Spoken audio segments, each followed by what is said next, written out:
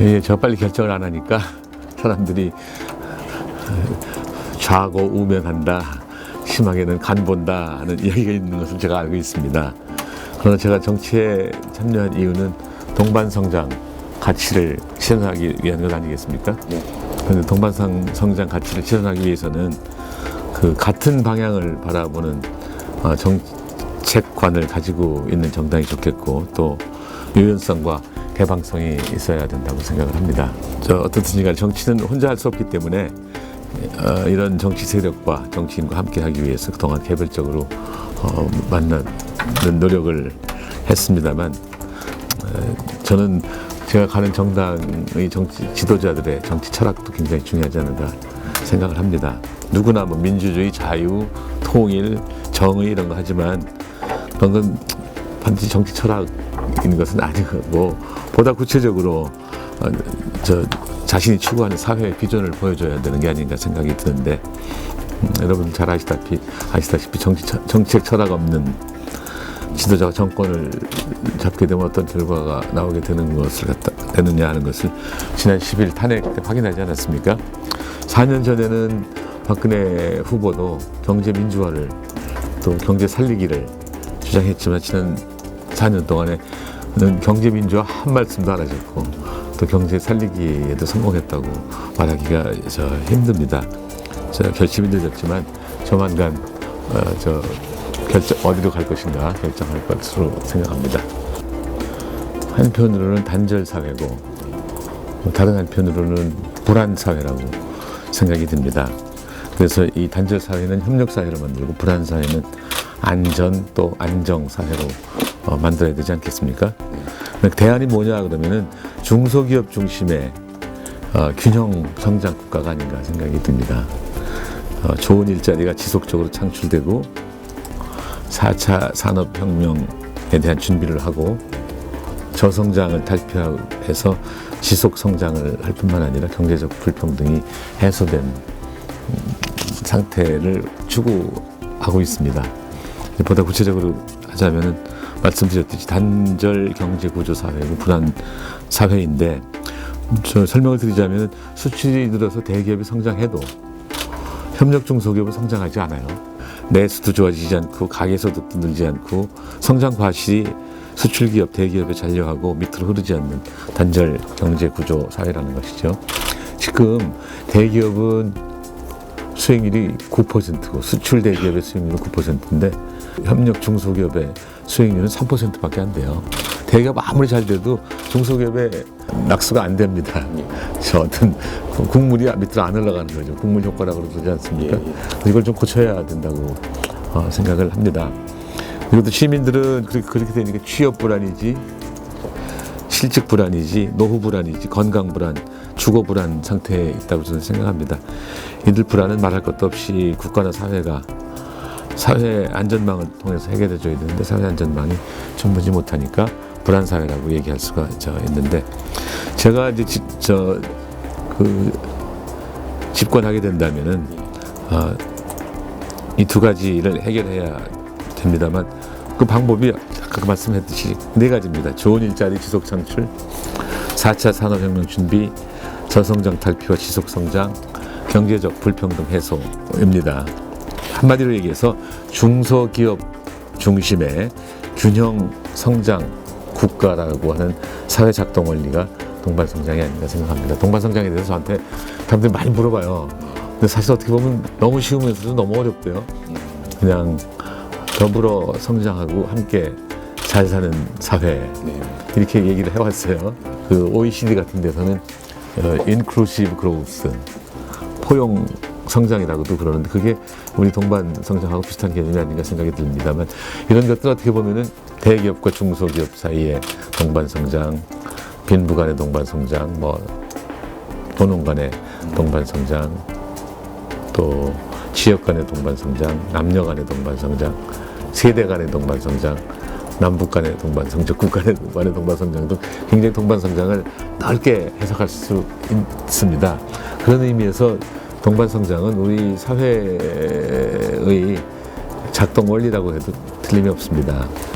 잘 아시겠지만 자본주의 역사는 길지 않은데, 크게 보자면은 아담 스미스적인 고전적 자본주의, 또 그 자본주의를 지키기 위해서는 가끔 국가가 개입할 수도 있다는 케인스의 자본주의, 또 거기 여러 가지 부작용이 많으니까는 신자유주의로 다시 옮겨갔는데, 신자유주의의 부작용은 2008년 미국발 글로벌 금융위기라고 할 수 있지 않겠습니까? 그래서 우리 그 아담 스미스적 자본주의, 케인스적 자본주의, 신자유주의가 사회 작동 원리라고 말할 수가 있는데, 이제는 동반성장 또는 동반성장적 자본주의, 이런 것이 우리 사회 작동 원리가 아닌가 생각이 드는데, 왜 대선에 나가냐? 우리 사회의 작동 원리가 동반성장적 자본주의가 되도록 만들기 위함이다, 이렇게 말씀드릴 수 있을 것 같습니다. 그래서 지니 계수가 1997년, 98년에 환위기 맞기 전에는 0.27 정도, 지금 0.35까지 갔다고 해요. 그런데 사실은 지니 계수를 여러 가지로 정의할 수 있기 때문에 한마디로 어떤 것을 목표로 하냐 맞추기 쉽지 않고 말하기 쉽지 않고, 또한 저는 이제 앞으로의 경제 정책은 어떤 수치로 뭐 747이다 474다 이런 거 하지 말고 방향으로, 지금 말씀하신 이제 불평등 지수가 지니 계수로 나타낼 수 있다면 지니 계수를 최대한 낮추겠다 이렇게 해야지. 그래도 0.35를 갖다가 0.30으로 하겠다 그러면은 그것을 달성하는데 많은 부작용이 있을 수 있지 않겠습니까? 지금 뭐 불평등 지수가 그거는 사실은 일반인들한테는 가슴에 와닿지 않을 거예요. 그러나 소득 상위 1%가 전체 소득의 15%를 차지하고 있고, 상위 10%가 전체 소득의 48%, 거의 반을 차지하고 있어요. 그래서 가히 한국 사회가 지금 1대 99의 사회다, 10대 90의 사회다, 이렇게들 하는데, 이 불평등을 될 수 있으면 좀 줄이려고 하는 노력을 하겠습니다. 일반적으로 말씀을 드리자면 보편주의에 상대되는 개념 아니겠습니까? 그래서 특수성, 자주성을 유지하자는 입장이고, 독자적인 문화나 역사, 전통을 기반으로 해서 발전의 동력이 될 수도 있어요. 우리 한류가 그런 것 아니겠습니까? 한국의 특수성을 살려갖고 세계 상품으로 만든다고 한다는 의미에서는 그 지역성이라고 그럴까, 지역주의라고 그럴까, 이것을 탓할 건 아닌데, 단지 그 지역의 이해를 보호하고 강화하기 위해서 다른 지역을 배척하고 비난하는 현상으로서의 지역 이기주의는 곤란하지 않겠습니까? 사실 지난 오랜 동안 그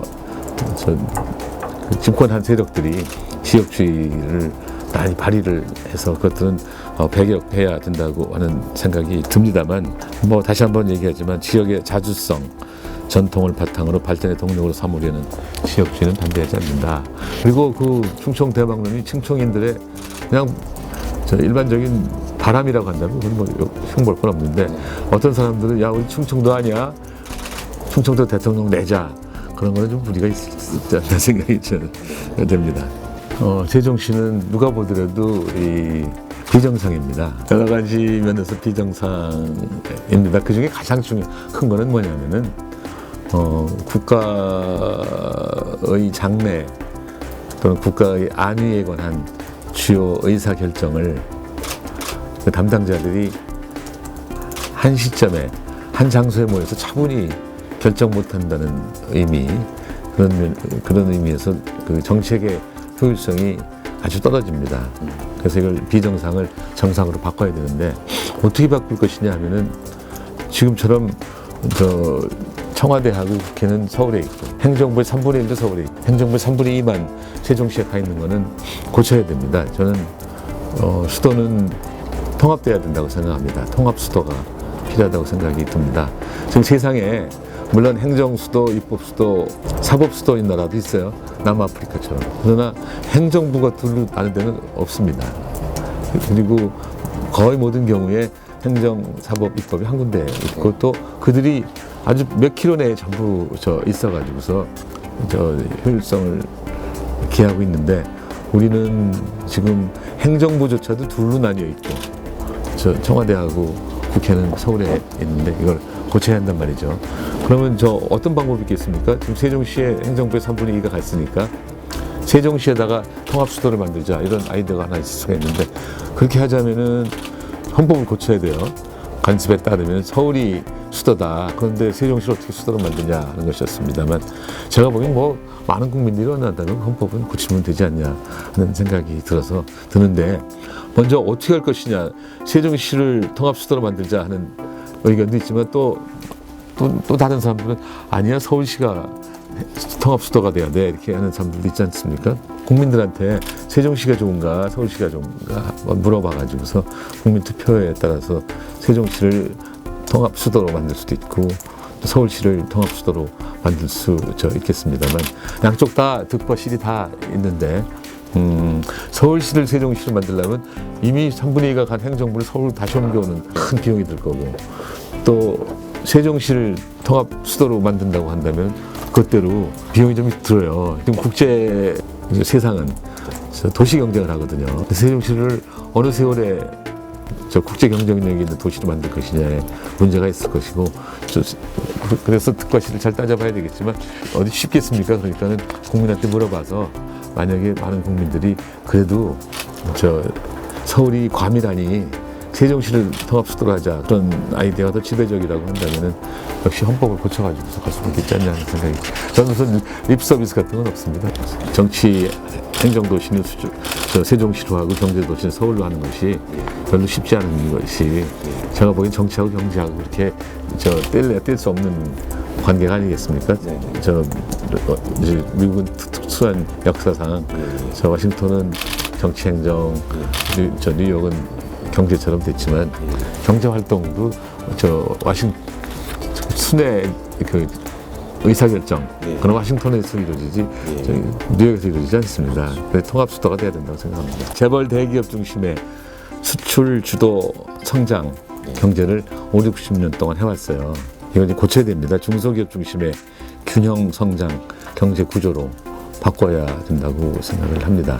아까도 말씀하셨지만 지난 5, 60년 동안에 앞부분에서는 상당한 기간 동안 외환 위기를 맞기 이전까지는 낙수 효과 또는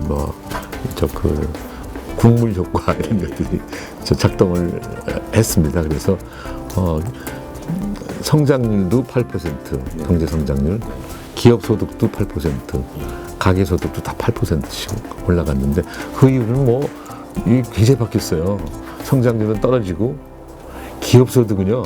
한때 19%, 가계소득은 2%까지 떨어진 적도 있습니다. 그래서 완전히 불균형 경제로 됐는데 이걸 어떻게 하면 좋겠냐 하면은 한편으로는 낙수 효과가 좀 더 지금보다는 더 발휘되도록 하고 다른 한편으로는 분수 효과가 발휘되도록 해야 되지 않냐 하는 생각이 듭니다. 그러니까 지금 과거에는 큰 사람 키우면은 작은 사람도 덕보겠지 했는데 이제는 지금까지 소외되었던 작은 그룹, 중소기업, 노동자 이런 쪽에다가 여러 가지 지원을 해주게 되면은 거기서 경제가 활발해지고 활발해질 뿐만 아니라 그 효과가 오히려 큰 사람한테도 가 되지 않냐. 중소기업이 커지면은 중소기업에 종사하는 사람들이 소득이 늘고 소득이 늘면 소비를 할 텐데 소비를 중소기업 제품만 하겠습니까? 대기업 제품 다 하지 않겠습니까? 이런 식으로 낙수 효과와 분수 효과의 적당한 조화가 좀 이루어져야 되지 않냐 이렇게 생각을 하고 있습니다. 이렇게 말씀을 드려볼게요. 지금 한국 경제에서 가장 큰 문제점이 뭐냐면은 투자 부진이에요. 건설 투자 말고 설비 투자 부족입니다. 대기업도 설비 투자 안 하고 중소기업도 설비 투자 안 하고 왜 안 할까요? 대기업은 돈은 무지하게 많은데 투자할 데가 마땅치 않아요. 한국의 대기업 정도면 첨단 핵심 기술이 있어야 되는데 첨단 핵심 기술이 부족한 거예요. 중소기업에 한번 눈을 돌려보자. 그럼 중소기업은 최고급 기술은 아닐지 모르지만 투자할 때는 많아요. 돈이 없거든요. 그래서 대기업으로 흐를 돈이 중소기업으로 흐르도록 유도해보자. 그게 바로 단기 동반성장 단기 3정책인데 초과이익 공유, 중소기업 적합업종 선정, 또 중소기업 위주의 정부 구매 이런 것들을 하면은 중소기업이 투자하지 않겠습니까? 돈이 생겼으니까. 그럼 투자하면 생산 늘고 고용 늘고 소득 늘고 소비 늘어서 저성장의 늪으로부터 빠지는데 좀 힘이 될 것이고, 동시에 중소기업이 저 연결고리의 중심에 있기 때문에 중소기업과 대기업과의 갭도 좀 줄어들 뿐만 아니라 중소기업이 기업 수는 99%가 넘고 또 고용 수는 88%가 넘어요. 그러니까 이렇게 되면은 저 양극화 문제도 완화될 수 있지 않을까 생각을 하는데, 이거는 이제 단기 정책이고 중기 정책은 결국은 교육 혁신밖에 없습니다. 교육 혁신이 뭐겠습니까? 우리 국민을 좀 더 창의적으로 만들어야 그들도 창의적으로 되고, 또 연구소, 기업연구소나 국책연구소나 대학연구소도 좀 더 창의적으로 되지 않을까 생각을 하는데, 그러자면은 제가 보기에는 초중등 교육은 체덕치로 바꾸고, 수명도 길어졌을 뿐만 아니라 체덕치하는 나라들 대표적인 나라가 영국인데, 영국이 저 창의성에서는 최고라고 생각합니다. 그래서 우리도 그걸 좀 바꾸고, 대학에 대해서는 투자는 대폭 늘리되 간섭은 좀 줄이고, 또 우리 생활 패턴을 좀 바꿔서 학교에서도 Q&A를 아주 생활화해야 되지만 가정에서도 Q&A를 아주 생활화하고, 뿐만 아니라 모든 조직을 좀 더 다양하게 해서 과거 대우처럼 그냥 일부 대학과 고등학교 출신만 뽑는다는 건 안 되고, 우리가 좀 밉살스럽긴 하지만 삼성 같은 데는 정말 그 인적 구성이 다양합니다. 대학으로나 고등학교나. 그래서 우리 나라를 구성하고 있는 여러 조직들 다 좀 다양화시키는 것이 문제 해결하는데 중기적으로 도움이 될 것이고, 제가 대통령이 된다면은 그 동반 성장 정책을 써서 저 성장을 늘리고 또 불평등도 줄이고, 또 한미 동맹은 뭐 제가 보기에는 아직까지 튼튼하지 않습니까? 그래서 한미 동맹을 좀 더 강화해서, 시간은 물론 걸리겠지만 결국 탄핵 반대 세력하고 탄핵 찬성 세력이 화합할 수 있지 않을까 이렇게 저 생각을 합니다. 결국은 저 경제 성장과 불평등 해소를 잘하고, 또 국방 안보는 저 한미 동맹을 좀 더 굳건하게 하면은 하는 수밖에 뭐가 딴 방법이 있겠습니까?